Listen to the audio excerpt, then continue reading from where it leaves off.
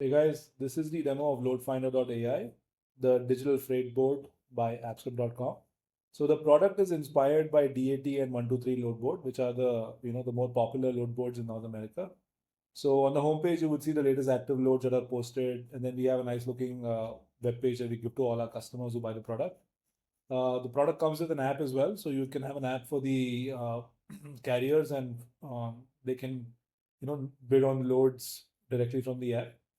Now we have pages for shippers, brokers, carriers. Then we have a pricing page, which is interesting because the revenue model in the business is basically subscriptions. Carriers, brokers, and shippers have to pay a subscription fee to be part of the network. We've set up a 100% discount for the moment for the sake of the demo, but you could go ahead and set this up, and we've already configured Stripe for subscription fees management. So let me quickly log into the load board.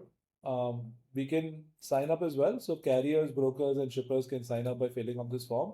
All of them go through an approval process, and once they're approved, they can join the network. I can log in with my email password. I can log in with my phone number. So I'm just going to go with that for the moment. It's a lot faster. So let me just get the right number. Add a four and four. Just add that.